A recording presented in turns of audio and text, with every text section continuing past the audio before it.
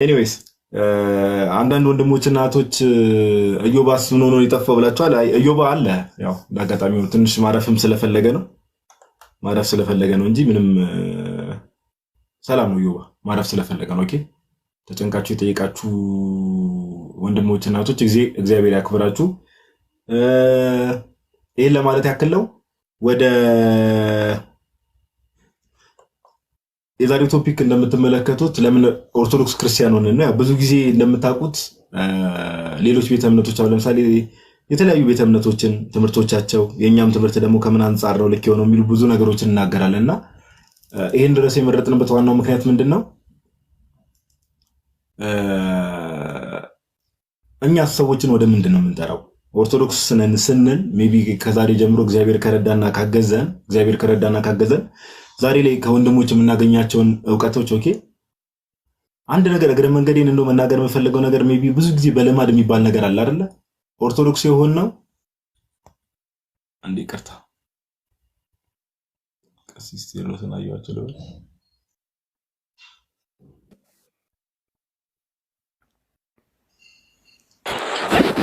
አባታችን ይፍቱን ይባርኩ።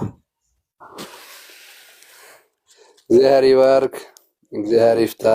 ጋዲ አንትሽ ባሮክ አፖስቶሊክ ቅድስት የአብዘር ሁላችሁም ከታችም ያላችሁ እንዴት ዋላችሁ? እንዴት አመሻችሁ? እግዚአብሔር ይመስገን። ቀሲስ እንኳን ደህና መጡ። እንኳን ደህና ቆያችሁ። እግዚአብሔር ይመስገን።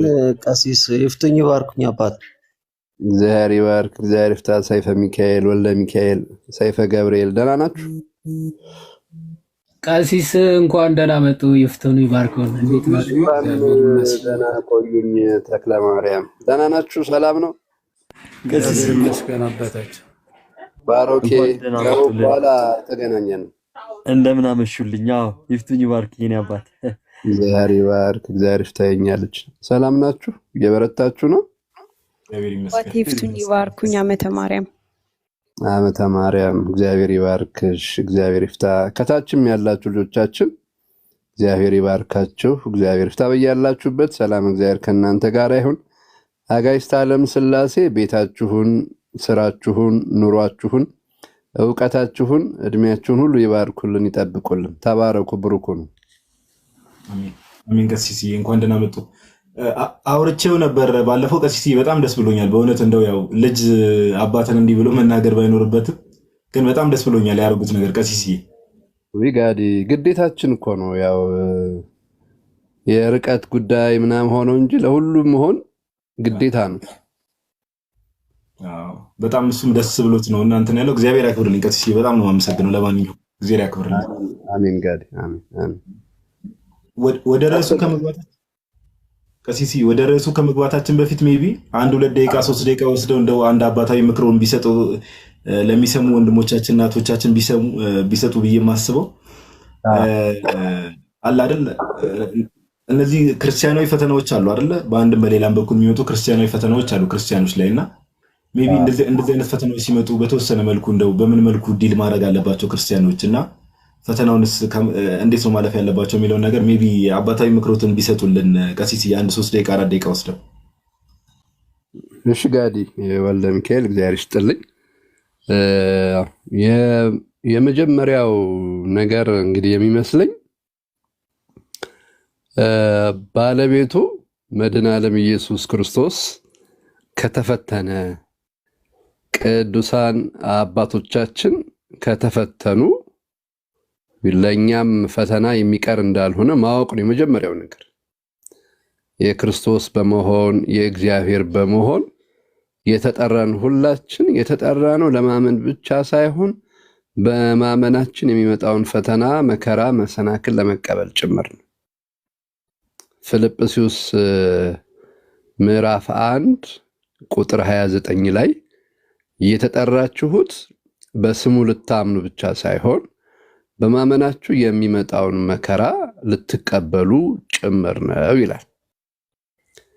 ጌታችን በማስተማር ዘመኑ በእርጥቡ እንጨት ይሄን ያህል መከራ ካጸኑበት በደረቀው ላይማ እንዴት አይብስ የምትል በጣም ምስጢራዊ ቃል የሉቃስ ወንጌል ምዕራፍ 22 ላይ እናነባለንና በእርጥብ እንጨት የተባለው መለኮትን በተዋህድኩት በእኔ ላይ ይህን ያህል መከራ ካጸኑ በደረቀው ሩቅ ብእሲ ሰው ብቻ በሆናችሁት በእናንተ ላይማ እንዴት አይብስ ነው የሚለው። የማይፈተን የተማረከ ብቻ ነው ይባላል። ጋዲ መሳሪያውን ያስረከበ ጥይቱን ያስረከበ ዝናሩን የፈታ ፈተና የለበት። እጅ ሰጥቷልና ማራኪ ወደ ወሰደው መሄድ ነው ያለበት። ዮሐድ አለ አለውኛ መጀመር ትችላለህ። አይስ ብሬከር ትሆናለህ። በጀመር ጥሩ ነው። አንተ ግን እንትን ከተባለ ሐሳብ ካል ችግር የለም። አይ እንትን በል ችግር የለውም። አንዳንድ ማውጣት ያለብን ነገሮች ካሉ አይ ቲንክ ያብ ብዙ ጊዜ ዝግጁ ሆኖ ነው የሚወጣው። ባይ ዲፎልት ትላለህ። ያብ ካልጠፋ ሰው ነኝ። እንደውም ቆየው ላተለቀ ያብ እንደውም ጆርኒ ይህም አይ ቲንክ እዚህ ቶፒክ ላይ እንድታወራ ይጋብዛል ብዬ አስባለሁና ያ ሜቢ አንድ ሰው መግቢያ ያርግና ሜቢ መሀል ላይ ያወራለሁ። መሀል ላይ በኋላ ላይ ያወራለሁ።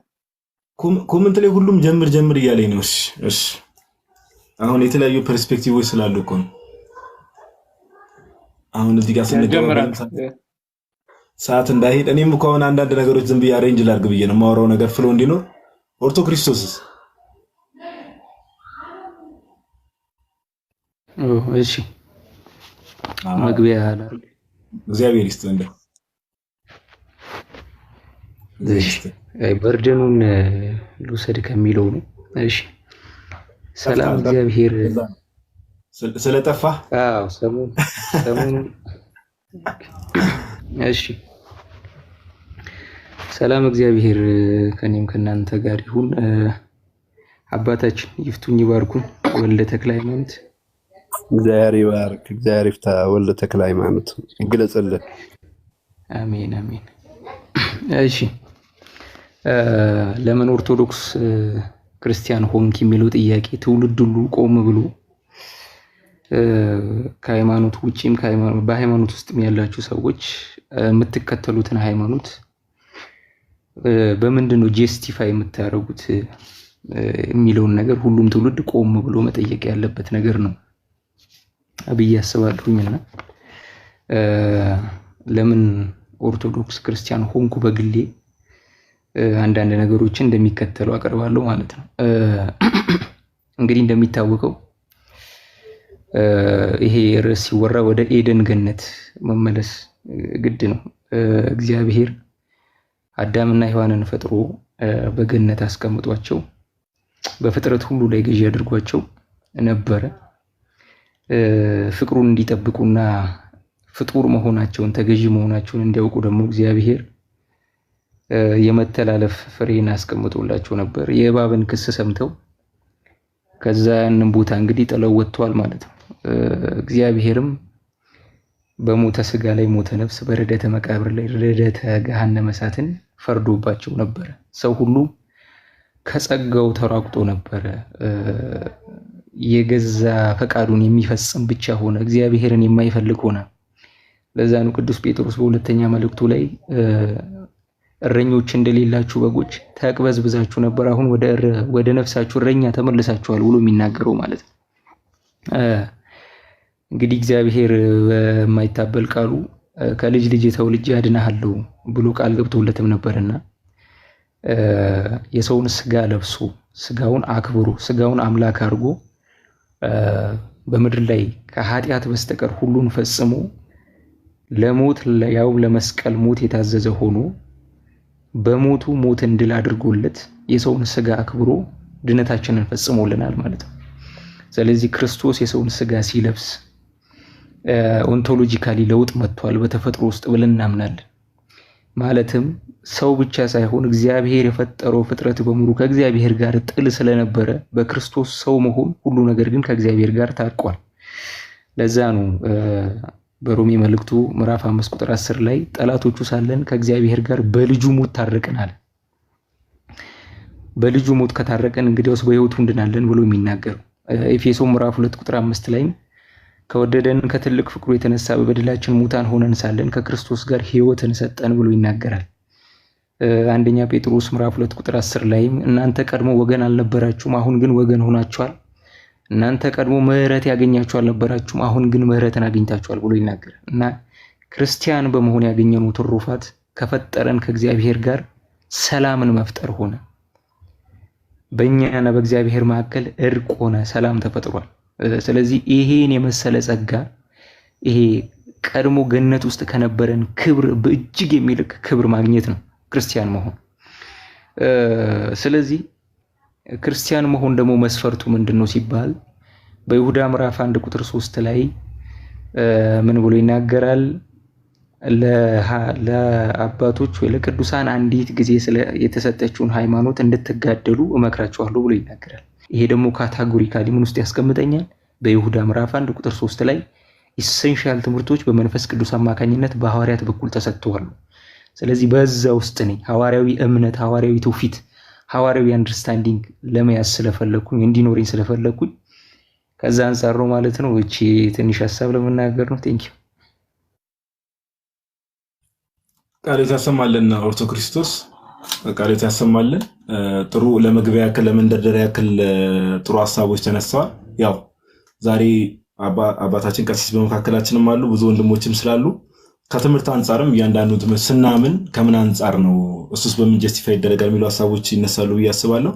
ኦርቶ ክርስቶስ እግዚአብሔር አንተንም እንኳን እንግዲህ ያው የዛሬ 7 ዓመት 8 ዓመት ቢሆንም እንኳን ተጠቀምክበት። አንተ ግቢ ጉባኤ ነው ቀሲስ እንዲያምሩቦትም አርሶን ነው በትልቁ አረግና እርሱ ሐሳብ ይስጡን እንግዲህ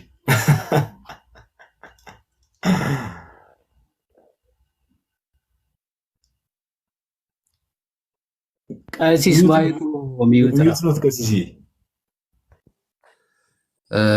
ቃለ ሕይወት ቃለ በረከት ያሰማልን ወልደ ተክለ ሃይማኖት።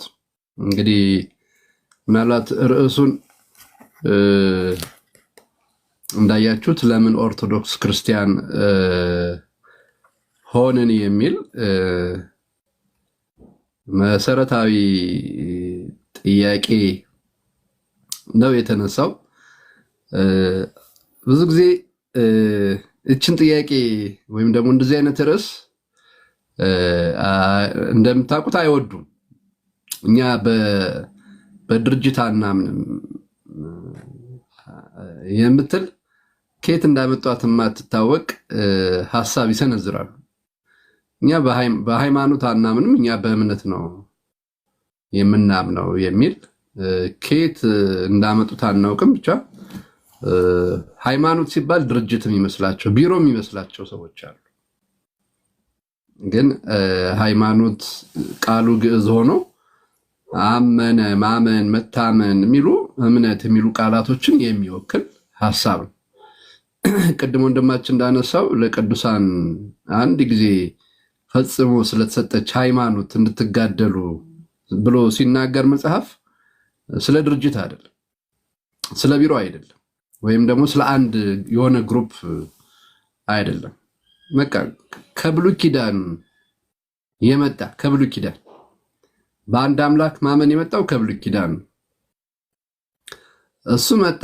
ሐዲስ ኪዳን ላይ ጌታችን አምላካችን መድኃኒታችን ኢየሱስ ክርስቶስ በአጭር ቁመት በጠባብ ደረት ተወስኖ የአንድነት የሶስትነት ባለቤት ሆኖ ደግሞ በግልጥ በዮርዳኖስ ሲጠመቅ ካየነው በኋላ ይሄው እምነት ደግሞ ሄዶ ጌታችን ለሐዋርያቱ ያስረከባቸው፣ ሐዋርያቱ ደግሞ ተቀብለው ለሐዋርያውያን አበው ያስተላለፉት ለተከታዮቻቸው። ከዛ እነሱ ደግሞ አስተላልፈውት ለሊቃውንቱ ደርሶ በአራተኛው ክፍለ ዘመን ላይ ኦርቶዶክስ የሚል ስያሜ እንዲሰጥ ምክንያት ሆኗል። 325 ዓመተ ምህረት ላይ ነው ይህንን ኦርቶዶክስ የሚለውን ስያሜ ያገኘ ነውና እንግዲህ ባለፈውም ለማለት እንደሞከርነው ያልተበጠሰ ሰንሰለት አለ፣ ቅብብሎሹ አለ፣ ይሄ ኮሄረንሱ አለ ከነቢያቱ። ከዛ ደግሞ ነቢያቱ ደግሞ ብሉይ ኪዳኑ አልፎ ደግሞ ሐዲስ ኪዳኑ መጣ። ሐዲስ ኪዳኑ ጌታችን ያስተማረውን ለሐዋርያት የነገረውን አዲሱን ኪዳን ደግሞ ቤተክርስቲያን ተቀብላ የምስራቹን መጀመሪያ ሰምታ ከዛ ደግሞ እሱ ደግሞ እንዲሁ ለሐዋርያውያን አበው ሲባል እዚህ 325 ዓመተ ምህረት ላይ ደርሶ ስለነበረው አንድ እምነት ኦርቶዶክስ የሚል ስያሜ ተሰጠ። እንግዲህ የቤተክርስቲያንን ታሪክ የሚያጠና ሰው መጽሐፍ ቅዱስን ለሚያጠና ሰው እምነቶች እንዴት መጡ የሚለውን ነገር ሲያጠና አንድ ሰው ኦርቶዶክስን ዘሎ 16ኛው ክፍለ ዘመን ላይ ሊመጣ አይችልም። ወይ ደግሞ 4ኛው ክፍለ ዘመን 5ኛው ክፍለ ዘመን 451 ወይ ደግሞ 8ኛው ክፍለ ዘመን ላይ ሊመጣ አይችልም። ቀሲስ ቃልዮት ያሰማልን፣ ቃልዮት ያሰባልን። ጥሩ ሐሳብ አንስቷል። እግዚአብሔር አምላክ በእድሜ በጸጋ ይጠብቅልን፣ እግዚአብሔር ያክብርልን። ቀሲስ እኛም እንኮራለን የእናንተ ልጆች በመሆናችን እኛም እንኮራለን። ይሄ በደንብ የሚያኮራ ነገር ነው። ቀሲስ ይቅርታ እንግዲህ አቡላ ተልቀው ነው። በጣም ይቅርታ። በደስታ እሺ ቀሲስ እግዚአብሔር ያክብርልን።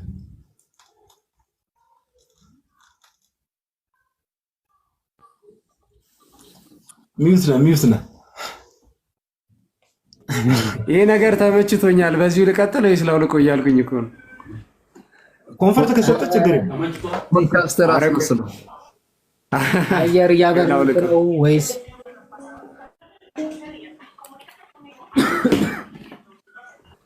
ቆይ ያው ልከዋል። ድምጽ ቀንስ። እሺ ቀሲስ ይባርኩኝ ብያለሁ። ይፍትኝ በቅድሚያ ይባርክ። እግዚአብሔር ይፍታ። አቡ እንዴት ሰነበትክ? እንዴት ዋልክ? እግዚአብሔር ይመስገን አባታችን።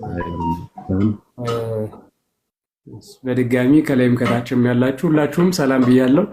ይህ ርዕስ በጣም ቆንጆ ርዕስ ነው። ትናንትና አንድ ወንድሜን አግኝቼው ነበረና ሜቢ አሁንም ጋብዣዋለሁኝ። ትናንት ካወራነው ርዕስ ጋር የተያዘ ስለሆነ ጋብዣዋለሁኝ። ሜቢ ከመጣ ያየዋልና ረጅም ዓመት በፕሮቴስታንት ሕይወት ውስጥ የቆየ ነው።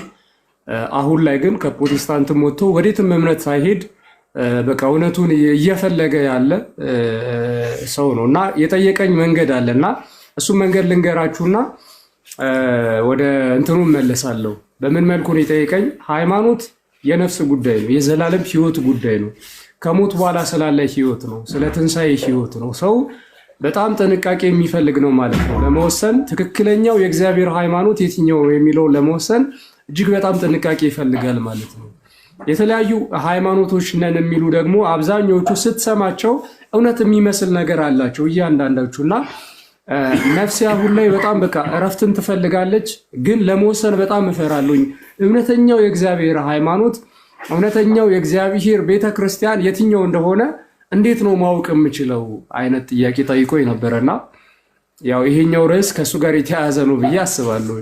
እኛ ኦርቶዶክስ ክርስቲያን የሆነው ያ የእግዚአብሔር እውነተኛው ሃይማኖት ይህ ነው ብለን ስለምናምን ሰው ከምን አንጻር ነው ታዲያ እኛ ይህንን የምናምነው የሚለውን ነገር የተወሰኑ ሀሳቦችን አነሳለሁ ማለት ነው።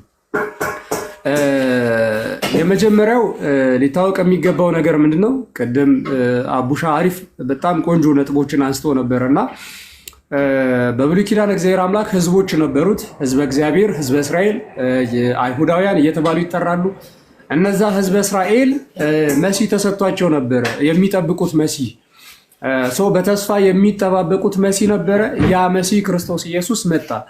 ያ መሲህ ክርስቶስ ኢየሱስ ሲመጣ ያንን መሲህ የተቀበሉ አሉ። ከራሳቸው ሲጠብቁት ከነበሩት ወገኖቹ የተቀበሉት አሉ። አብዛኞቹ ደግሞ አልተቀበሉትም። ዮሐንስ 1 ላይ ወደ ገዛ ወገኖቹ መጣ፣ የገዛ ወገኖቹ ግን አልተቀበሉትም። ለተቀበሉት ሁሉ ግን ለእነርሱ በስሙ ለሚያምኑት የእግዚአብሔር ልጆች የሆኑ ዘንድ ስልጣንን ሰጣቸው እንዲል ማለት ነው። ከእነርሱ የተቀበሉት አሉ። እንዲሁም ደግሞ ያንን የመጣውን መሲህ የሚቀበሉ ሁሉ የእግዚአብሔርን ልጅነት ያገኙ ዘንድ ስልጣን ተሰጣቸው። ከሚጠብቁት ወገን የነበሩም ይሁኑ እንዲሁም አስቀድሞ ምንም ተስፋ ያልተሰጣቸው አሕዛብም ይሁኑ ይህንን ጌታ ኢየሱስ ክርስቶስን ሲያገኙት የእግዚአብሔር ልጅነት እንዲያገኙና ድህነትን የዘላለም ሕይወትን እንዲያገኙ ጌታ ኢየሱስ ክርስቶስ ስለ ሰው ልጆች ሁሉ ድህነትን በመስቀል ላይ ሰራ።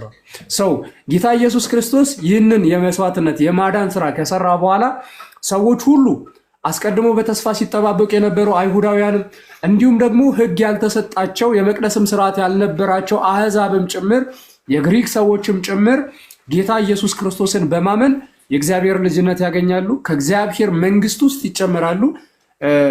ከሞት በኋላ ሕይወት የሆነውን ተስፋም ደግሞ ይሰጣቸዋል ማለት ነው። ሰው ጌታ ኢየሱስ ክርስቶስ ታዲያ ይህንን ነገር እንዴት አደረገው ስንል ጌታ ኢየሱስ ክርስቶስ በዚህ ምድር ላይ ያንን ድህነት ፈጽሞ ሲያርግ መንግስትን ሰርቶ ሄደ። ያቺ መንግስት ቤተክርስቲያን ትባላለች። የክርስቲያኖች ህብረት ኮሚዩኒቲ፣ አዲስ ኮሚዩኒቲ፣ አዲስ የእግዚአብሔር ህዝብ፣ አዲሲቱ ቤተክርስቲያን። አስቀድሞ ያሉት ህዝበ እግዚአብሔር ተብሎ የሚጠሩት ህዝበ እስራኤላውያን፣ የአሁኖቹ ደግሞ እስራኤል ዘነፍስ እየተባልንም እንጠራለን። ለምን? ጌታ ኢየሱስ ክርስቶስ ለዘላለም ሁልጊዜ ከእርሷ ጋር ስላለ የገሃነም ደጆች እንኳን አይችሏትም የሚል ታላቅ ትምክህትን ለቤተክርስቲያን ስለሰጣት ያቺ ቤተክርስቲያን ለዘላለም ሕያዊት ናት። ከተመሰረተች አንስቶ እስከ ዓለም ፍጻሜ ተመልከቱ። ይህንን ነገር በደንብ አሁን የጠቀስኩትን ነገር ለመረዳት መጽሐፍ ቅዱስን ማወቅ እንጂ የቤተክርስቲያንን ታሪክ በየዘመናቱ ምን ተፈጠረ የሚለውን ማወቅ አይጠይቅም። ባይዚ ቤተክርስቲያን ዘላለማዊት ናት የሚለውን ለማወቅ የቤተክርስቲያንን ታሪክ በየዘመናቱ ያለውን ማወቅ አያስፈልግም። አሁን ያየናቸው ጥቅሶች ብቻቸውን በቂ ናቸው። ጌታ ኢየሱስ ክርስቶስ እስከ ዓለም ፍጻሜ ይህች ቤተክርስቲያን ሁልጊዜም ከእርሷ ጋር የሆነላት ቤተክርስቲያን እንዳለች ተናግሯል። ስለዚህ ይህች ቤተክርስቲያን እስከ ዓለም ፍጻሜ ድረስ አለች ከተባለ ምን የተባለ ነው? በእያንዳንዱ ዘመናት በክርስቶስ ኢየሱስ ከተመሰረተች ጀምሮ በእያንዳንዱ ዘመናት ውስጥ አለች። በመጀመሪያው ክፍለ ዘመን፣ በሁለተኛው ክፍለ ዘመን፣ በሶስተኛው ክፍለ ዘመን፣ በአራተኛው፣ በአምስተኛው አሁን ባለንበት በ20ኛው ክፍለ ዘመን በ2016 ዓ.ም ያቺ ክርስቶስ ኢየሱስ አንድ ጊዜ የመሰረታት ሁል ጊዜም ነፍሳትን እየጨመረች እየሰፋች እስከ ዓለም ፍጻሜ የምትሄደው ጌታ ኢየሱስ ክርስቶስ ከእርሷ ጋር የሆነላት ያቺ ቤተክርስቲያን አለች ማለት ነው። ይህንን እንዳትረሱ። የሐዋርያት ሥራ ምዕራፍ 2 ላይ አሳጥረዋለሁ፣ እያረዘምኩባችሁ እንደሆነ ይገባኛል፣ ይቅርታ። እንግዲህ የሐዋርያት ሥራ ምዕራፍ 2 ላይ ቁጥር 42 አካባቢ ላይ ላሳጥርላችሁና ቁጥር 42 ላይ ምንድን ነው የሚለው?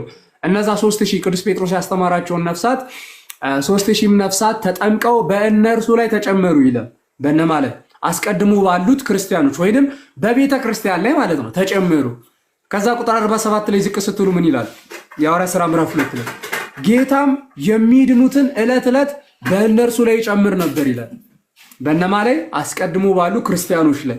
ሰው የክርስቲያን ኮሚዩኒቲ በክርስቶስ ኢየሱስ ተመስርቷል። የመጀመሪያዎቹ ኮሚዩኒቲዎች ሐዋርያት ናቸው።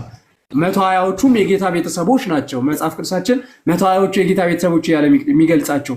ከዛ ደግሞ እነርሱ ላይ 3000 ነፍሳት ይጨመራሉ። ከዛ ደግሞ በየዘመናቱ እየተጨመረ ሰው ያ ኮሚዩኒቲ እንግዲህ ክርስትና የሚባለው ወይንም ቤተክርስቲያን የሚባለው ያ ኮሚዩኒቲ ነው። ሰው ያ ኮሚዩኒቲ ለዘላለም አለ ሳይጠፋ። ተመልከቱ። ሰው ለዘላለም አለ ሳይጠፋ ሲባል ምን ማለት ነው? በየዘመናቱ የሚኖረው ምንድነው ማለት ነው? አንደኛ ኮሚዩኒቲው እንደ ኮሚዩኒቲ አለ። ሁለተኛ ያ በክርስቶስ ኢየሱስ የተሰጠው እውነተኛ ትምህርት በእያንዳንዱ ዘመናት አለ። ሶስተኛ እምነቱ አለ። ትምህርቱም እምነቱም ኮሚዩኒቲውም በየዘመናት ውስጥ አለ። ስለዚህ የሆነ ዘመን ላይ አዲስ ኮሚዩኒቲ ከመጣ፣ አዲስ ትምህርት ከመጣ፣ አዲስ እምነት ከመጣ እንግዳ ትምህርት ነው። እዛ ጋር ልታቆሚ ይገባል። በቃ ያ ኮሚዩኒቲ ከክርስቶስ ኢየሱስ ጀምሮ የኖረ ሊሆን ይገባዋል። ይሄ እኛንም ይመለከታል፣ ኦርቶዶክሳውያንንም። ሰው እኛ አንድ ነገር እናነሳለን። የኦርቶዶክስ ኮሚዩኒቲ የኦርቶዶክስ ይህ አሁን የምናወራለት የኦርቶዶክስ ክርስቲያን ኮሚዩኒቲ የጀመረበት የሆነ ዘመን የለም። በእርግጠኝነት ነው የምንናገረው ይሄንን። ኮሚዩኒቲው እንደ ኮሚዩኒቲ የኦርቶዶክስ ኮሚዩኒቲ በዚህ ዘመን ነው የጀመረው፣ ትምህርቱም እምነቱም ኮሚዩኒቲውም በዚህ ዘመን ነው የጀመረው የሚባል የለም በታሪክ ውስጥ ማለት ነው። በእያንዳንዱ ክፍለ ዘመናት ውስጥ አለ። 451 ላይ ካቶሊክና ኦርቶዶክስ ተለያዩ ሲባል ያልነበሩ ናቸው እንደ ተለያዩ አስቀድሞ የነበረው ነው። የኦርቶዶክስ ኮሚዩኒቲ ደግሞ እንደምታውቁት የኦርቶዶክስም የካቶሊክም እስከ 451 ድረስ ያቺ ዓለም አቀፋዊቷ የክርስቶስ ኢየሱስ ቤተክርስቲያን ነው። 451 ላይ በትምህርት ልዩነት እኛ ጋር ወይንም ደግሞ ኦሪየንታል የምንባለው ጋር የተፈጠረ አዲስ ምንም ነገር የለም። በካቶሊኩ ሳይድ ግን አዲስ ትምህርት ጸደቀ። ሰው ኦሪየንታሉ ምንድነው ሲባል 451 ላይ የጸደቀውን ነገር አልቀበልም እኔ ቀድሞም ያለውን ይዤ ቀጥላለሁኝ ያለው ነው። ካቶሊክ ብለን ደግሞ አሁን ላይ የምንጠራቸው ካቶሊክ የሚለው የእኛም ስም ነው ባይዜ ኦርቶዶክስ የሚለውም ስም እነሱም ይጠቀሙታል። ስሙ ያን ያህል ልዩነት የለውም። ግን ኦርቶዶክስና ካቶሊክ እያልን ስናወራ ሁላችሁም ትረዳላችሁ ስለምን እያወራን እንደሆነ ማለት ነው። ሰው ካቶሊክ ተብለው የቀጠሉት የ451 ጉባኤ የሚቀበሉት ሆኑ። የ451 ጉባኤ አንቀበልም። ቀድሞ ያሉትን ሶስቱን ዓለም አቀፍ ጉባኤያት ብቻ ነው የምንቀበለው። ይሄ አዲስ ትምህርት ነው። ሰው መጀመሪያም ያለውን ይዘን ነው የምንቀጥለው ያሉትስ እነሱ ደግሞ ኦሪየንታል ኦርቶዶክስ ተብለው ዛሬ ይጠራሉ። እነርሱም እኛ ነን። እኛ ያለንባት ህብረት ይህቺ ህብረት አዲስ ዓለም ቤተክርስቲያን አንድ በነበረች ሰዓት በዓለም አቀፍ ደረጃ የሚታመነውን እምነትና ትምህርት ብቻ ይዛ የቀጠለች ቤተክርስቲያን ናት።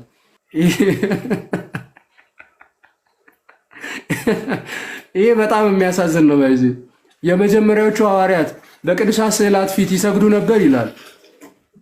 የእውነተኛው ክርስትና መመዘኛ እሱ አይደለም። ባይዚ የእውነተኛው ክርስትና መመዘኛ እምነታችሁም ትምህርታችሁም ኮሚዩኒቲውም ከመጀመሪያው ክፍለ ዘመን ጀምሮ ነበረ ወይ? እነዚህን ነገሮች በምንመልስበት መንገድ እንመልስላችኋለን። እነዚህ ግን የእውነተኛ ክርስትና ማረጋገጫዎች አይደሉም። የእውነተኛ ክርስትና ማረጋገጫ የክርስቶስ ትምህርት ነው። ክርስቶስ ኢየሱስ የሰጠው የዶግማ ትምህርት ማለት ነው። ያ የዶግማ ትምህርት እሱን ነው ወይ ያስከው? ቅዱሳት ስዕላት እኮ አይደሉም የዶግማ ትምህርት።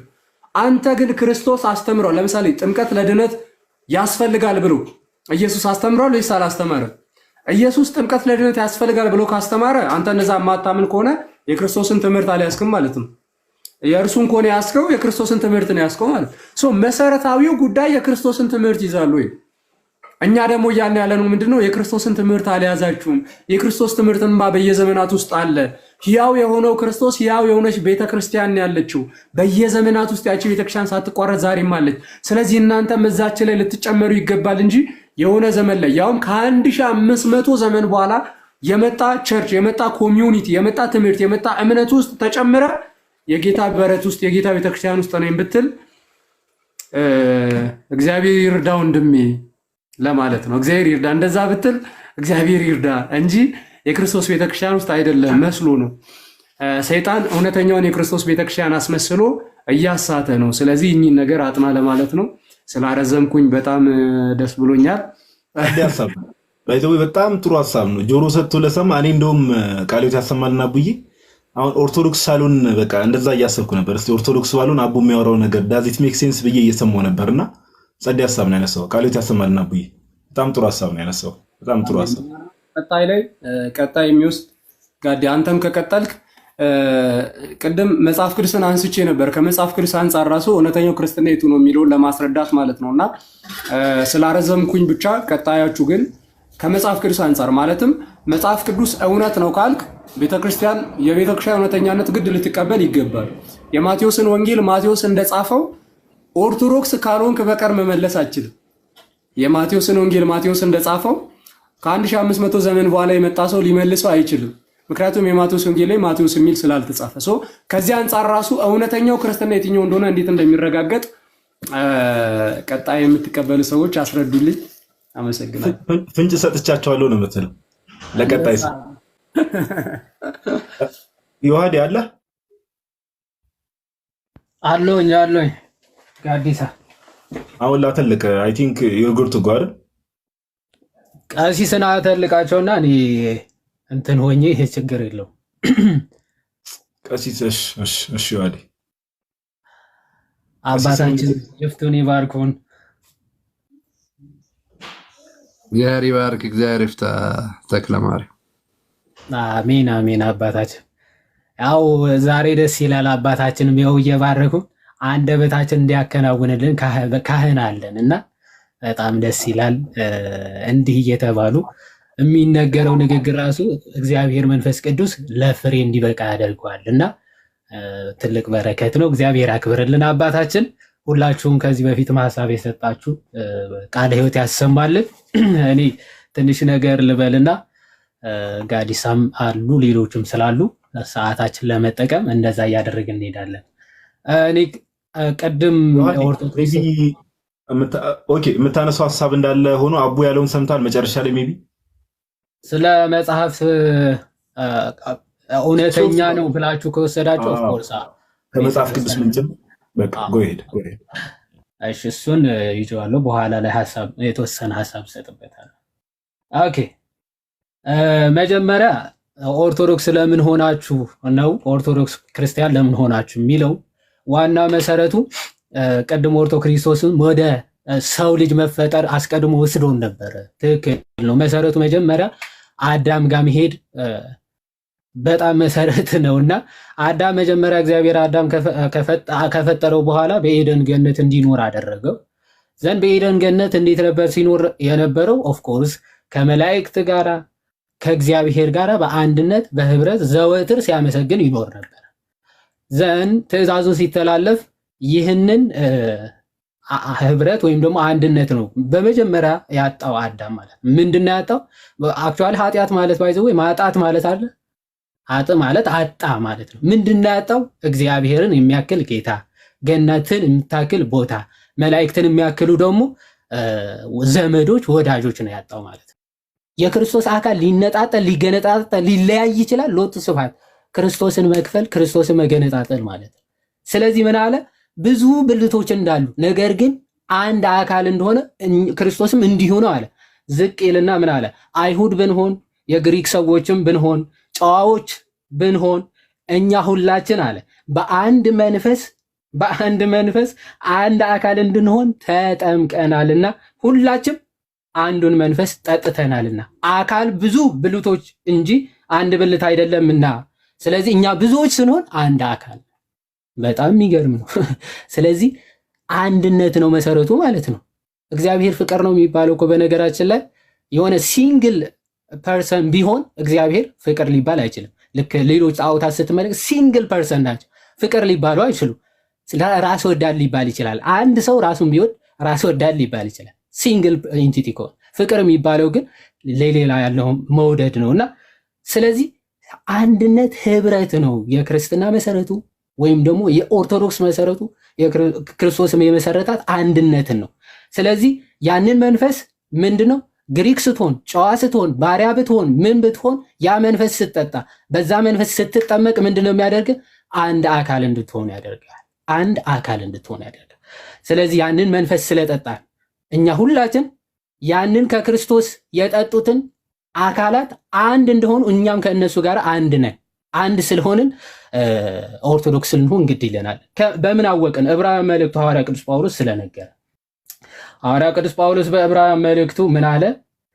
እንዲህ አለ። በጣም በሚገርም ሁኔታ እንዲህ አለ። ይቅርታ እያወጣ ስለሆነ ነው እና እንዲህ አለ። ይሄ አንድነት ዕብራውያን መልእክቱ ምዕራፍ 12 ነው። ኦፍ ኮርስ ታውቁታላችሁ።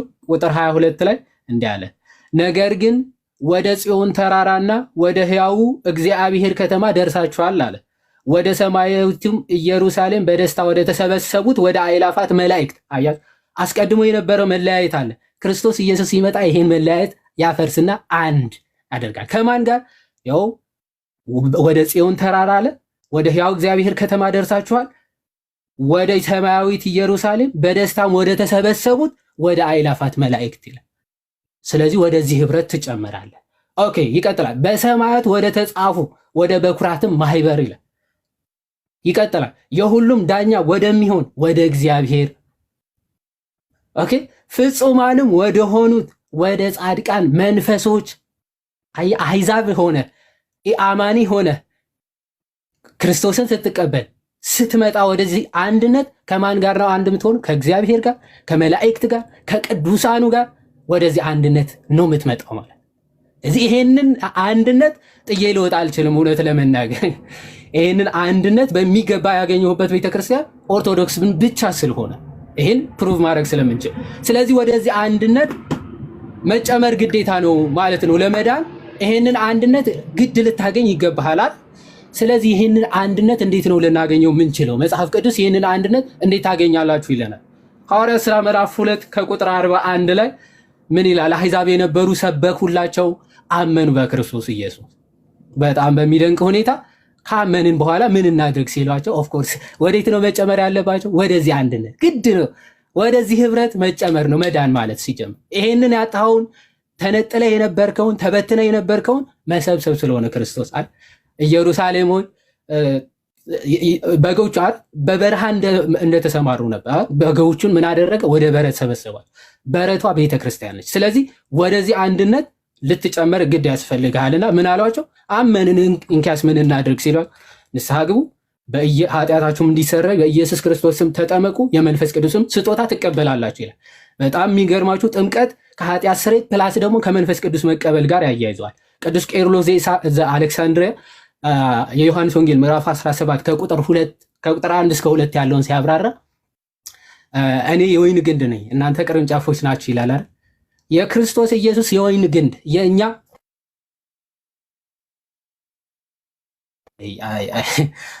አፉ በሉኝ እንግዲህ አይሺ የኢየሱስ ክርስቶስ የወይን ግንድነት የኛ ቅርንጫፍነት በምንድነው ከክርስቶስ ጋር አንድ የሚሆነው ሲል በጥምቀት በመንፈስ ቅዱስ ከግንዱ ጋር አንድ እንድንሆን የሚያደርገን ጥምቀቱ በመንፈስ ቅዱስ በኩል ማለት። ስለዚህ ከዛ አንድ እንጀራ የተነሳ ምን እንሆናለን አለ? አንድ ስጋ አንድ አካል እንሆናለን። አንድ አካል ነው ብዙዎች ስለሆነ አለ። ስለዚህ ይህንን ቅዱስ ምስጢርም የግድ ለአንድነት ያስፈልጋል ማለት። አሁን ፕሮቴስታንት ወንድም እህቶቻችን ፎከስ እናድርግ። እነዚህ ሁለቱም ቅዱሳን የአንድነት መሰረት የሆኑ ቅዱሳን ምስጢራት ይቀበላሉ አይቀበሉም? ዘንድ አንድ ሊሆኑ ይችላል አይችሉም? ፍሬያቸውን ማየት ነው። ተበጣጥሰን ትክክል ነው። ባይዘው ይሄ የመጽሐፉ ቅዱስ ሐሳብ የሚያረጋግጠው ምን ያክል የእግዚአብሔር መንፈስ እንደሌላቸው እና ይህንን የአንድነት መሰረት የሆነውን ምስጢር በመካዳቸው ምክንያት የመጣባቸው ውጤት መሆኑ በማያሻማ ሁኔታ የሚያሳይ ነው ወደ ለመናገር። ስለዚህ ለዚህ ትንቢት መፈጸሚያ መሆናችሁና ሰው እንዲነቃ ደግሞ ምክንያት ስለሆናችሁ እንግዲህ ምንድነው ማስተማሪያ ታድርገኝ ማስተማሪያ ግን አታሳጣኝ ይባላል። ፕሮቴስታንት ወንድም እህቶች ከነዚህ መለያየቶች ለሰው መማሪያ አትሆኑ። ከነዚህ ስህተቶች ግን ተምራችሁ ወደ ቀናችሁና ወደ አንድነት ምንጭና መሰረት ወደዚች ቅዱስ ህብረት ልትመለሱ ያስፈልጋችኋል፣ ይገባችኋል።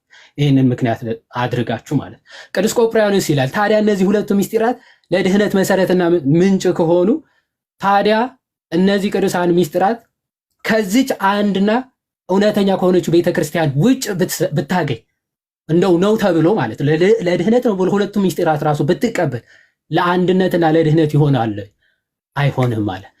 ከምን ጋር ያነጻጽራል? የኖህ መርከብ ያነጻጽርና ከኖህ መርከብ ውጭ እኮ ብዙ መርከቦች ወይም ብዙ ጀልባዎች ሊኖሩ ይችላሉ።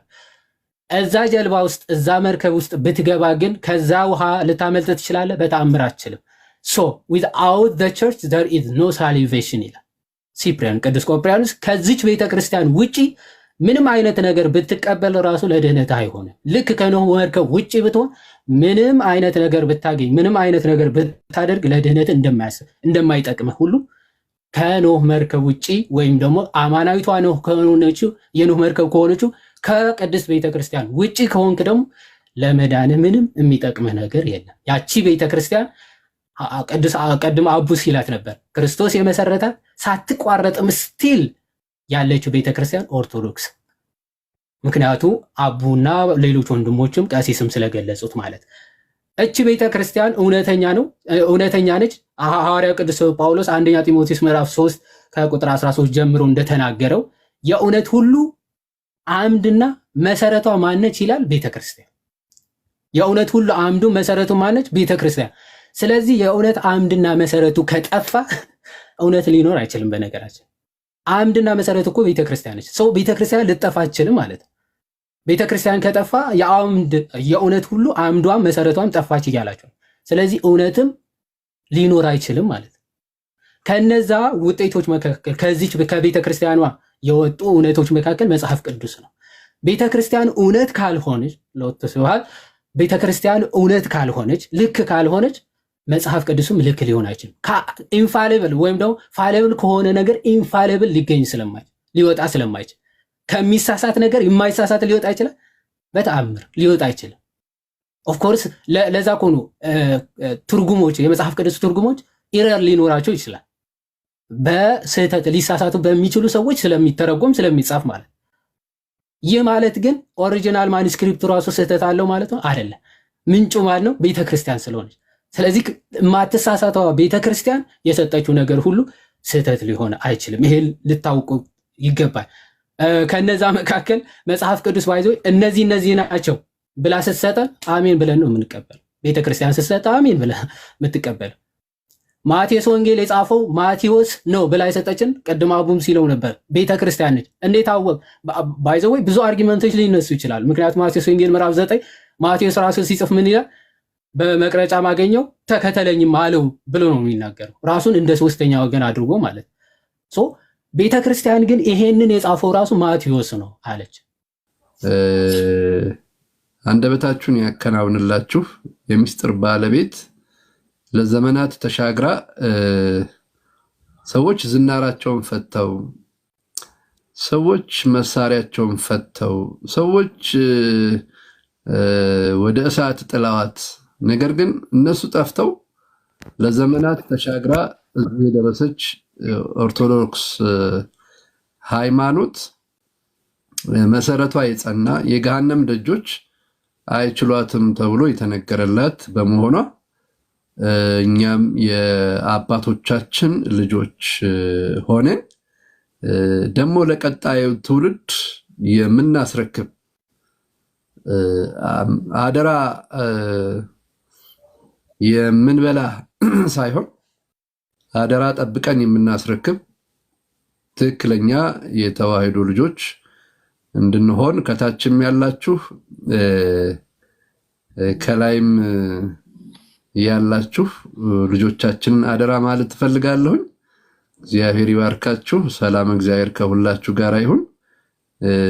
እግዚአብሔር መንፈስ ቅዱስ ሚስጥር ገላጭ ነው። ሚስጥሩን ይግለጽላችሁ። ለልጆቻችሁ የምታካፍሉት አትጡ። ለእናንተም ለምታስተምሯቸውም የሚሆነውን ነገር እንድታገኙ እግዚአብሔር መንፈስ ቅዱስ በተዋህዶ ሃይማኖት ያጽናችሁ። እግዚአብሔር ይስጥልኝ። ተባረኩ። አሜን። ቀሲስ አሜን አሜን። እግዚአብሔር ያክብርልን። እርሶ መጥተው የአባትነት ቡራኬውን ስለሰጡን እናመሰግናለን። ቀሲስ እግዚአብሔር ያክብርልን። በጣም ነው እናመሰግናለን። እግዚአብሔር ከእናንተ ጋር ይሁን። ደህና አምሹ። አሜን። አባታችን ሰላም ይደሩ። አሜን። ዮሐዴ ደውል እፈልጋለሁ። እሺ እሺ ቀሲስ እደውላለሁ ነገ። ሰላም ይደሩ። ቀሲስ ሲያሪ ሰላም። ይስጥልን። አሜን አለታ ሰማል። አሜን። ተባረኩ። አሜን አሜን። ቀሲስ እሺ ያ ባለ አኬ እንደሚለው ለዚህ ግን በፊት እድል ከመስጠቴ በፊት የራስን ቃል ነው የተጠቀምኩት። ያብን አንዴ እድል ልስጠውና የራሴ አለው እሺ ይሁን። ሰላም በለው እስቲ ያብ። አይ ቲንክ ሰሞኑን አስተውላል አኬ ያብ ራሱ አንተን ትተዋል እኮ በቃ እኛ ጋር ነው የሚመጣው ራሱ አላዋጣ አልከው መሰለኝ። ኧረ ያሳፍራል። እኔ ባለፈው መጥቻለሁ ከትናንት ወዲያ እንጂ ነበር። አይዞህ አትፍራው። ምን እሱ ጋር መሄድ ምን ይጠቅምሃል ብለህ ነው? ምን አድርግ ነው የምትለው? ሰው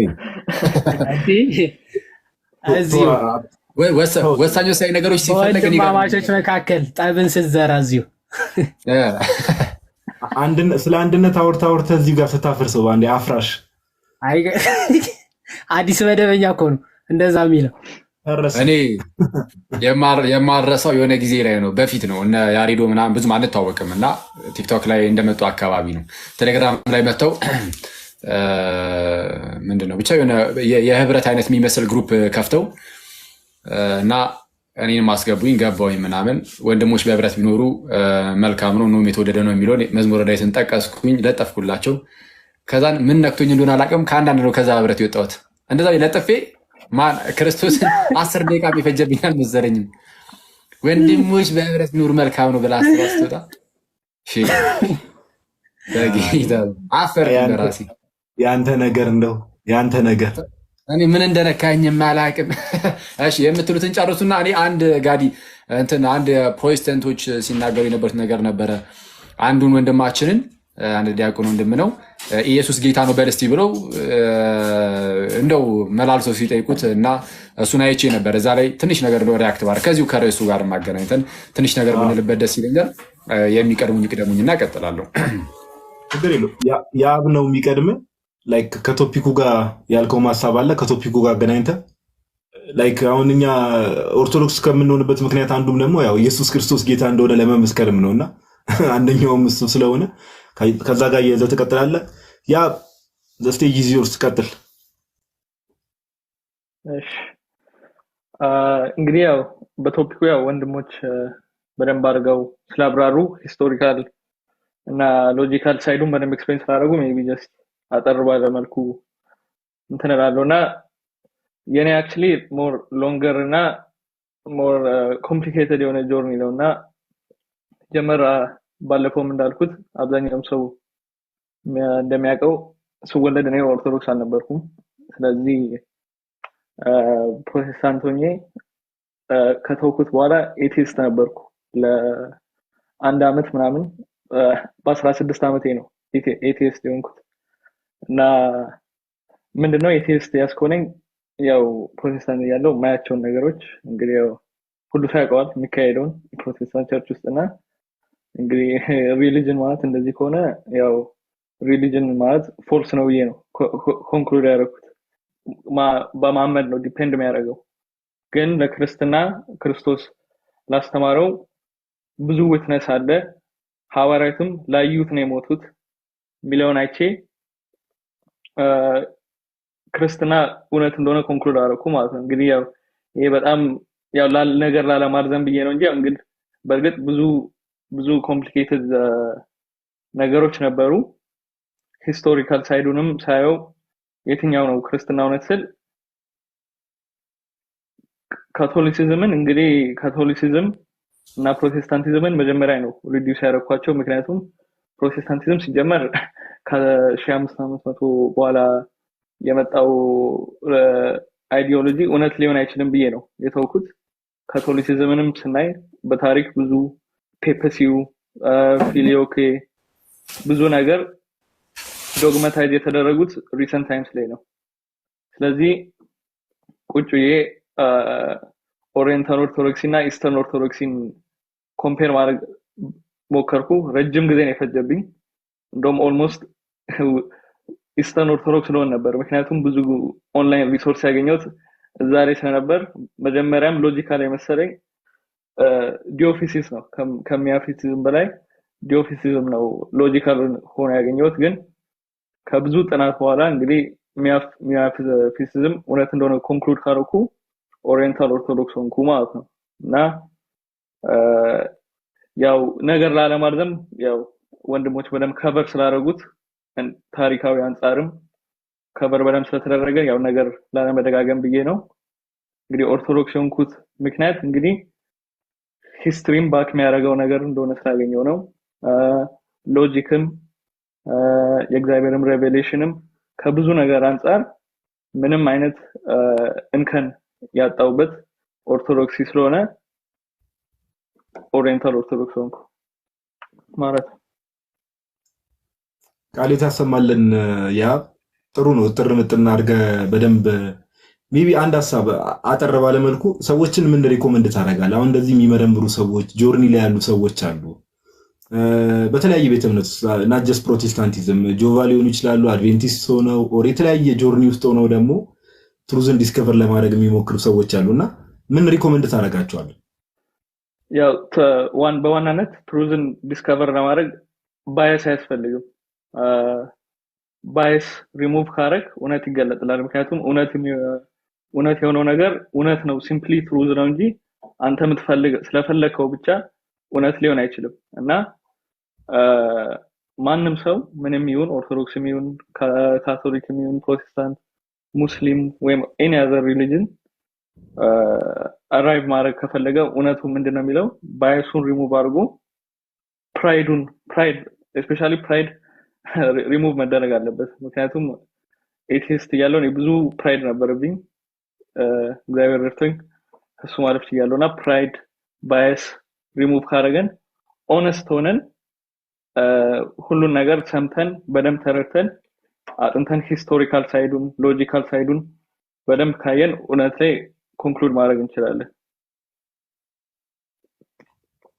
ጥሩ ያው ቴንክ ዩ ሜቢ ያው አንዳንድ ወንድሞች እናቶች አሉ እንደ ዮብ አይነት ብዙ እንግሊዝኛ የማይረዱ ትላለ።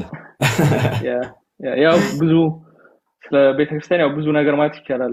ለምን ኦርቶዶክስ ቤተክርስቲያን እውነት ለምን እንደሆነች የሚለውን ብዙ ነገር ማለት ይቻላል። ግን ያው ወንድሞች በደንብ ከበር ስላደረጉት ያው ድግግሞሽ እንዳይሆን ብዬ ነው። ጥሩ ያብ አንተም ዞሮ ዞሮ ምንድነው መግቢያው ምንድነው የሚባለው ጭራሮ ነው የሚባለው ብዙ ቦታዎችን ዲስከቨር ካረከ በኋላ ፋይናሊ ትሩዝ ላይ እንዳፕ ስላደረክ እግዚአብሔር አምላክ የተመሰገነ ይሁን። አንተም ደግሞ ዛሬ ሼር ያደረከውን ቴስቲሞኒ ኦር በምን መልኩ ሰዎች መንቀሳቀስ አለባቸው፣ በምን መልኩ ትሩዙን ዲስከቨር ማድረግ አለባቸው የሚለውን ነገር አንተ የሰጠውንም ቴስቲሞኒ አይተው ደግሞ ሰዎች በዛ መልኩ አሁን እንዳልከው ባያዝድ ሳይሆኑ በንጹህ ልብ በቃ እውነትን ፈልገው እግዚአብሔርን እየለመኑት ጌታ ሆይ እስቲ በቃ ወደ እውነት መራኝ እያሉ በንጹህ ልብ ይሄ የኔ ትክክል ነው በሚል አይነት ማይንድ ሴት ሳይሆን በንጹህ ልብ ሰዎች እውነትን ከፈለጉ ወደ እውነት ይደርሳሉ። የአብ እግዚአብሔር ያክብርልህ። ቃሉ ታሰማልኝ ብራዘር።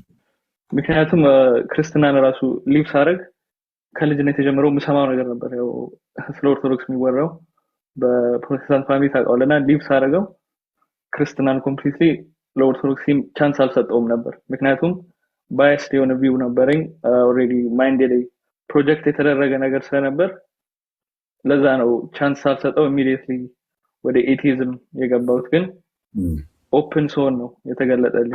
ላይንስ ደን የሚለውን ቻናል ታውቃላችሁ? ላይንስ ደን የሚለው የኦሪየንታል ኦርቶዶክስ ዩቲዩብ ቻናል አለ። ላይንስ ደን የሚባል በጣም ያ ኮኖ ጋዲሳ ያ ቻናል አስታወስከው? ባለፈው ዲፌንደር ኦፍ ኦሪየንታል ኦርቶዶክስ የሚለውን ፖስት ያደረጉበትን ነው የምትለኝ? ብዙ ዲስኮርድ ላይ ያሉ ማቃቸው ጓደኞቼ ናቸው። እነዚህ ፋናቲክ ኮፕቲክ አይካን የሚባሉ አንድ ሰብዲያኮን አለ። እሱ እንኳን ትልቅ ነው። ሰብዲያኮን ዳንኤል ክርከሽ የሚባል እንግዲህ እነሱ አብዛኞቹ 17 18 20 ምናምን ናቸው እድሜያቸው። እና ዳንኤል ስንት ዓመቱ ነው? ምን ረዳት እሱ የእሱን እሱ ተለቀለ እሷ ግርንግር ነው የሚመስለው።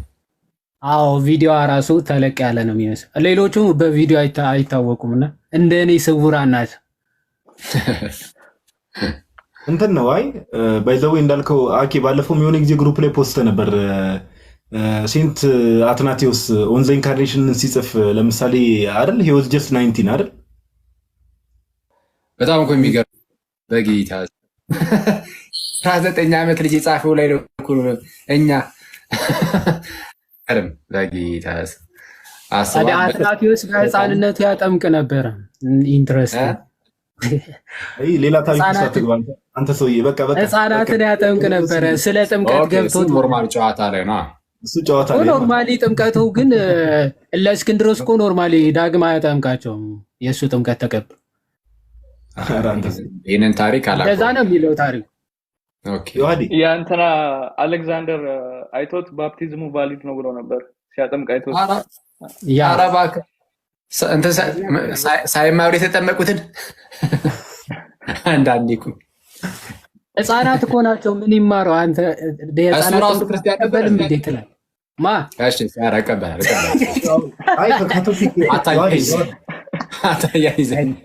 አይ እንትን ነው ከቶፒኩ ጋር አሁን በተገናኘ ያው እንዳልኩ ነው። አሁን ሌትስ ፎከስ ኦን ዘ ኦዲየንስ። አሁን ይሄን ነገርኛ የተወሰነ እንትን ምንድን ነው አኪ ይቀጥል በቃ ምን አየሁኝ ወደ እናንተ ጋር እየመጣው የአንድ ቪዲዮ ተለቆ አየሁኝና ቲክቶክ ላይ ፕሮቴስታንት ቤት ውስጥ ሰብሰብ ብለው ፕሮቴስታንት ወንድሞቻችን እና አንድ ዲያቆን ወንድም አለ እና ኢየሱስ ጌታ ነው በል ይሉታል። እና በዚህ ኢየሱስ ጌታ ነው የሚለው ቃል መፈክር አይደለም በነገራችን ላይ ኦኬ። ኖርማል ዝም ብለህ እንደመፈክር ዝም ብለህ የምትለው ሳይሆን ራሱ ህይወት ነው። የሆነ ጊዜ ላይ የህይወትና የሞት ጉዳይም ነበር። ልክ ሲነሳ ኢየሱስ ጌታ ነው የሚለው ቃል ለመሞት ዝግጁ የሆነ ሰው ነው እንደዛ ብሎ የሚናገረው። ምክንያቱም ቄሳር ነበር ያኔ ጌታ ተብሎ የሚጠራው እና ኢየሱስ ጌታ ነው ሲሉ ይገደላሉ። ስለሚገደሉ ማንም ቢሆን በመንፈስ ቅዱስ ካልሆነ በስተቀር ኢየሱስ ጌታ ነው ሊል የሚችል ማንም የለም ተባለ እና ራስን አሳልፈ የምትሰጥበት አይነት ነው። እና አንዳንድ ሰዎች በጣም በጣም ራሳቸውን እንዴት አይተው እንደሆነ አላውቅም። ፕላስ ደግሞ እኛን ደግሞ እንደው የክርስቶስን ጌትነት እንደ ካድን አስመሰለውን በማሳየት ኢየሱስ ጌታ ነው በሉ የማለት ነገር አለ እና የመበሻሸቂያ ያደረጉት በፕሮቴስታንት ውስጥ ኢየሱስ ጌታ ነው የሚለው ከመፈክርም አልፎ መበሻሸቂያ እንደው ለማብሸቂያ ብቻ የሚጠቀሙት አይነት ነገር ሆኖ እናያለን። እና እሱን ቪዲዮ ላሳያችሁና ዛሬ ትንሽ ሪያክት አደርጋለሁ። እና አንድ ነገር ቻሌንጅ አደርጋለሁ፣ ምናልባት ወንድሞች ከፈቀዳችሁልኝ። ኢየሱስ ለፕሮቴስታንት ወንድም እህቶቼ ጌታችሁ አይደለም። አሁን ነው ትላላችሁ በአንደበት አይደል? ፕራክቲካሊ ግን ሳየው እኔ ይቅርታ አድርጉልኝ፣ ፕራክቲካሊ እንግዲህ አክሊል ሲያየው እንደ ጌታ አልተቀበሉትም ኢየሱስን እስካሁን ብዬ አምናለሁ።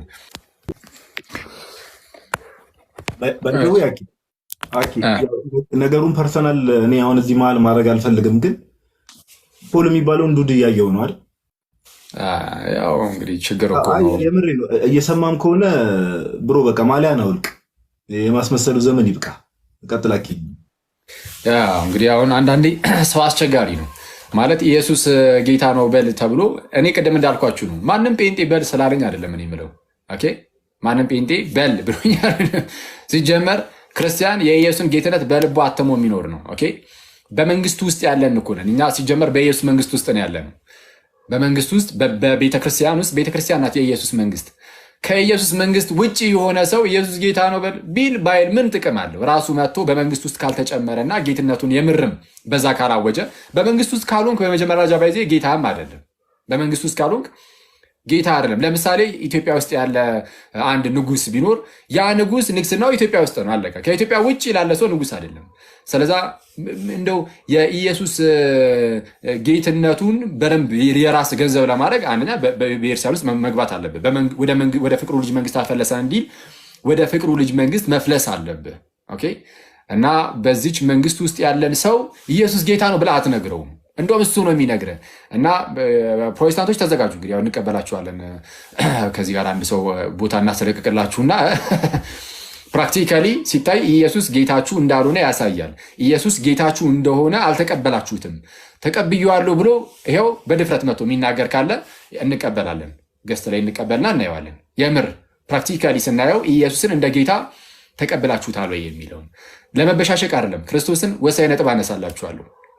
ኦኬ ወሳኝ ነጥብ ከእግዚአብሔር ጋር ከመጽሐፍ ቅዱስ አንስቼ አሳያችኋለሁ እና በዛውም እናንተንም ራሳችሁንም ትመረምራላችሁ። የምር ኢየሱስን እንደው ኢየሱስ ጌታ ነው ከማለት በዘለለ የክርስቶስን ጌትነት የምርም ተቀብያለሁ አልተቀበልኩትም የሚለውንም እንድታዩት ማለት ነው።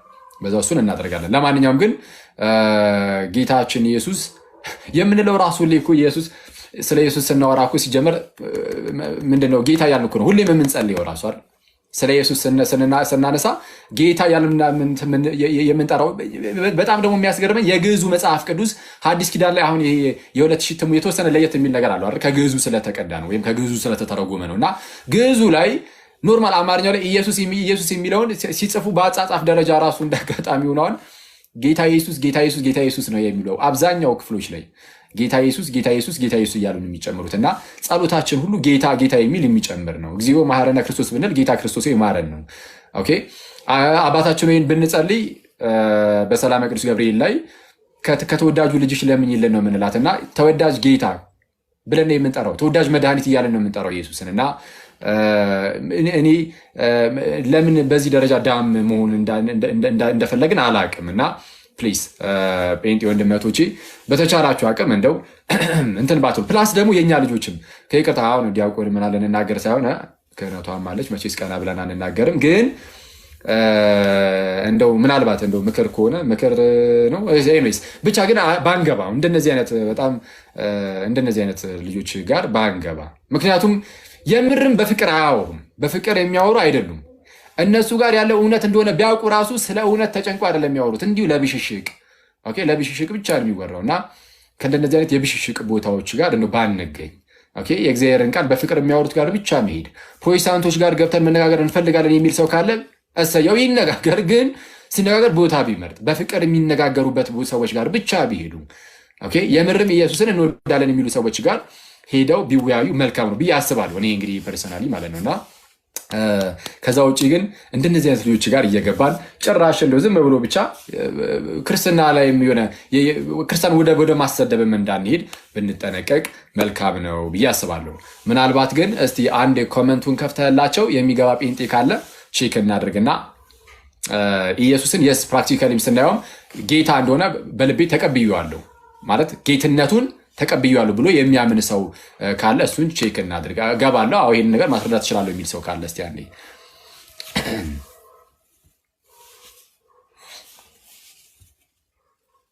እቺን ቦታ አንዷን ቦታ ለነሱ ክፍት እናድርግና እነሱ እስኪልኩ ድረስ በጌታስ ምንድነው አንድ ቁጥር ይጻፉና ምናልባት መግባት የምትፈልጉ ካላችሁ አንድ ቁጥር ምናምን ጻፉ።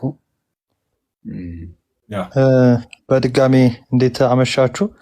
የሚገባ ሰው ካለ እኔ ልወርድ እና እንትን ችግር የለውም እኔ እወርዳለሁ። ክፍት ቦታ አለ። ናታን ችግር የለውም። ናቲ ደቅበል ችግር የለውም። እነሱ የሚልኩ ከሆነ አንድ ቁጥር ላኩ። እስከዛ ድረስ አኬ ሜቢ እስከዛ ድረስ ተሸፍኗል። እንትን አይታይም። የአክሊል ካሜራ ተሸፍኗል የሚል ኮሜንት አየሁ። ኧረ ይታያል። በደምብ እኔ ነኝ የማይታየው፣ ግን አዲስ የገቡ ሰዎች ስለሚኖሩ ሀሳብህን ግለጽላቸው። ድጋሚ ኦኬ። አዎ ምናልባት አዲስ የምትገቡ ሰዎች ካላችሁ ምንድነው ኢየሱስ ጌታ ነው። ኦፍ ኮርስ አዎ ኢየሱስ ጌታ ነው። የኢየሱስን ጌትነት ጴንጤ ለክርስቲያን አይነግረውም። ራሱ የኢየሱስን ጌትነት ጴንጤ ለክርስቲያን አይነግረውም።